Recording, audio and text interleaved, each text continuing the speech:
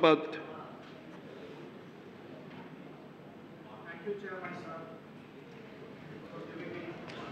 the opportunity to speak on the Rajiv Gandhi National Institute of Youth Development Bill 2011. Sir, today we all pay homages to the martyrdom of Shri Rajiv Gandhi, a gentleman,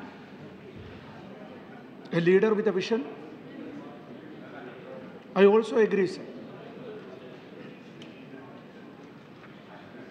I would like to quote his famous words with your permission, sir. I am young, I too have a dream. Millions of young people in our nation, they have dreams. They are young, they have dreams. But what about the dreams becoming true? It is the duty of this August House to ensure that the dreams of our young people become true. Sir,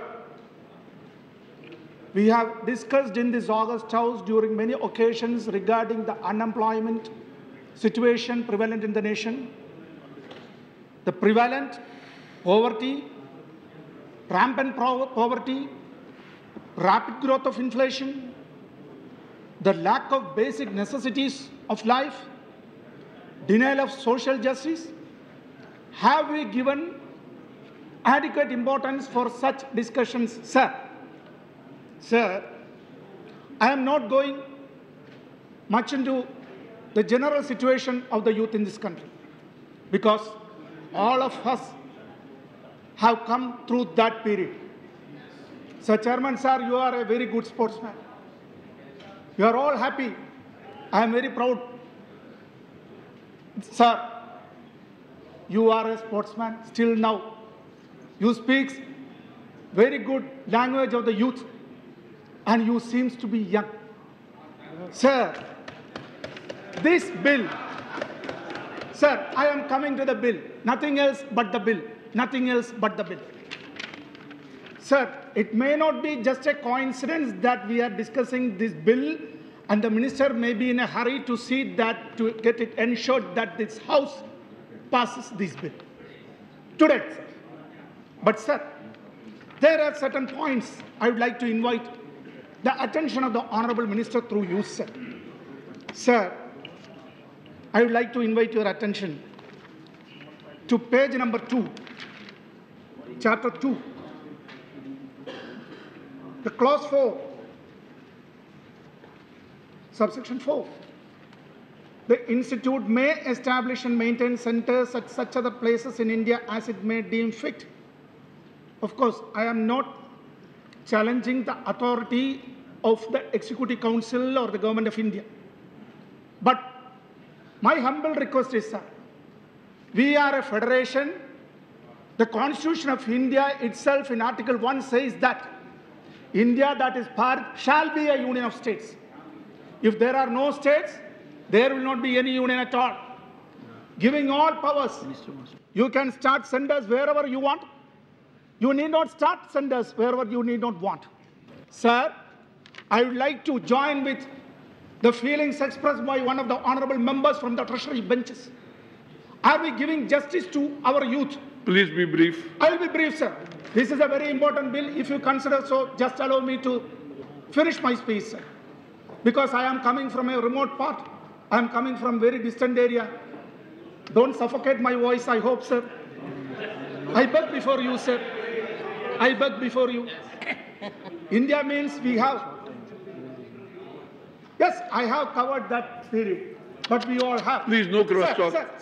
Sir, in this, I would like to invite your attention to, sir, a very important point, sir. It is Chapter 3, Authorities of the Institute. This is a bureaucratic institute. If this is going to be established as this bill gets passed, yes. Government appoints visitor. If the visitor, Rashtrapati ji, is appointing another person as visitor, then he is the visitor or she is the visitor. And here also, I would like to invite your attention to page number 4, section 8, clause 8.1. The institute shall be open to persons of either sex. There should be an amendment, sir.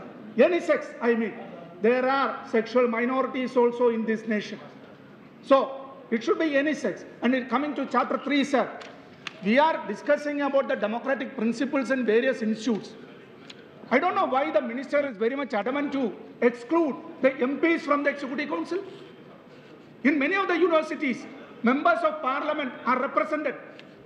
Our representatives, we elect our representatives to participate in those senates, governing bodies, syndicates, executive committees, boards, national boards. Here, no mention of any MPs. We should get an opportunity to elect 4 members of parliament from this house and at least 2 members from the other house. It should not be a bureaucratic enterprise. Just because there is secretary, joint secretary, secretary, joint secretary, everybody is there. This is going to be a ship of the bureaucrats. No, sir, that cannot be tolerated.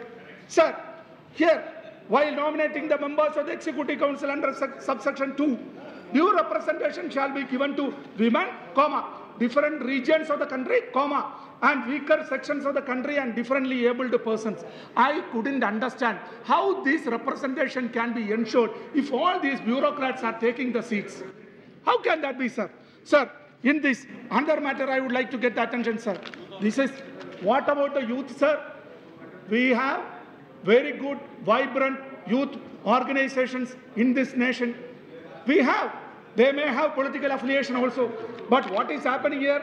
One representative from the industry to be nominated by the central government from the Federation of Indian Chamber of Commerce and Industry or Confederation of Indian Industry by the central government. Sir, today we got a copy of this thing also, sir. Black money white paper. We will be quite shocked if we go through this document, sir. I would like to invite your attention to this document also. If we are saying that we do not have enough money to give adequate opportunities for the young people, then what does this white paper say, sir? Our Honorable Finance Minister, the leader of the House, he laid this paper on the table of the House today. This also happened on the very same day.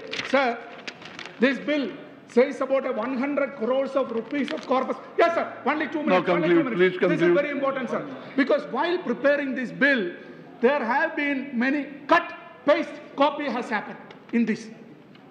This cannot be allowed, sir. It is very ridiculous. I may be permitted to use such a word, sir, because I do not get any other word from the Oxford Dictionary. That's why I use, sir. I may be permitted to invite your attention to page number 7, clause number 16. Clause number 16, subsection 3.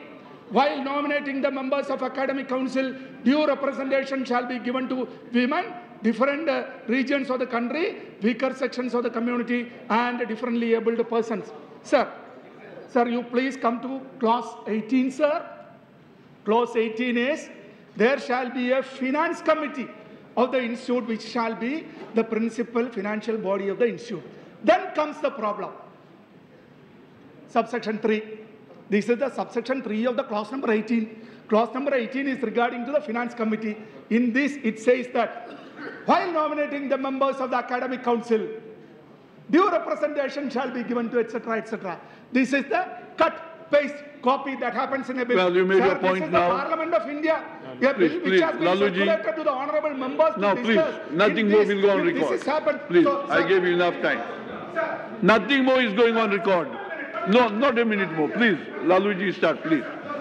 Please now, nothing will go on record. I already said. Please respect the chair, please. Please start. Nothing is going on record. Please cooperate with the chair, please.